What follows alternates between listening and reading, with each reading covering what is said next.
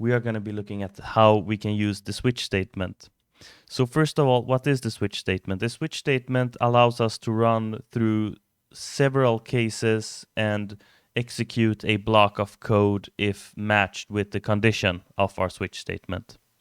And to demonstrate that, we're going to start off by declaring a variable, and we're going to imagine that we're having an inventory and we're trying to search through our inventory, and we're going to use the switch statement to do so. So let's start off by declaring the variable. Let's name this search inventory, right? And we're going to start off by searching for a apple.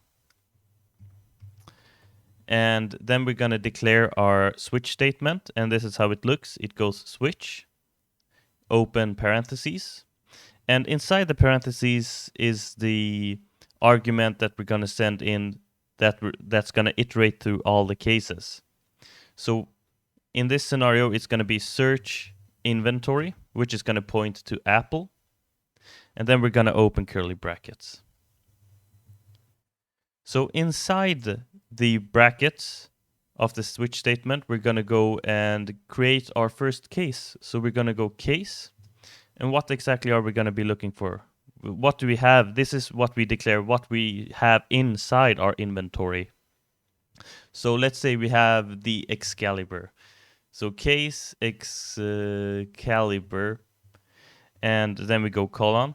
And if we have the Excalibur, the block of code is going to be run below the case. So in this case, if we search for Excalibur, we're going to equip it.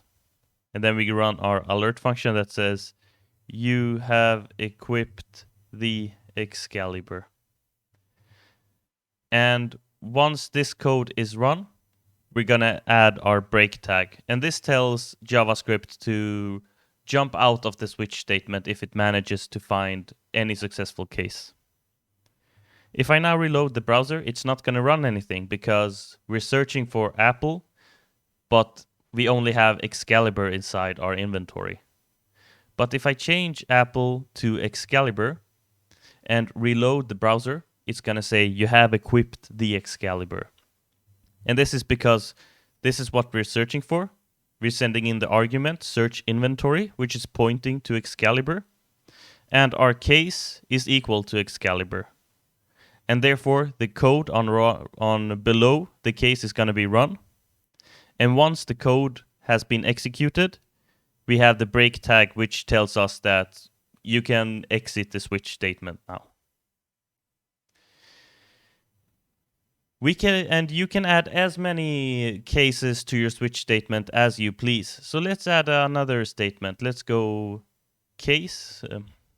Let's say that we have Mjolnir in our inventory. So we go Mjolnir, colon, and then we're going to run our alert, which says you have equipped Mjolnir. And finally, below the alert, we're going to add our break tag. So if I now search for Mjolnir, so on line 1, since we're sending in the search inventory variable as the argument, it's going to point to Excalibur. I'm going to change this to Mjolnir. And I'm going to reload the browser, and it's going to say you have equipped Mjolnir. So it's going to go through the switch, it's going to run, execute this code, it's going to search for whatever argument we send in. And if it finds a successful case that matches it, it's going to run the code inside that case. And finally, if we don't manage to find what we're looking for in our inventory, we can add a default function to be run. And you do that by adding the default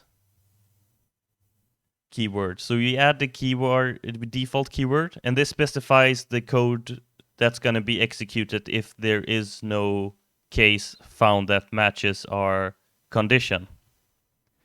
So we go default, and then we're going to say alert. And inside our alert, we're going to say could not find the item you were searching for. And if I search for the trident of Poseidon, and reload the browser, it's going to say could not find the item you were searching for, because we don't have any trident in our inventory, unfortunately. And this is how the switch statement works.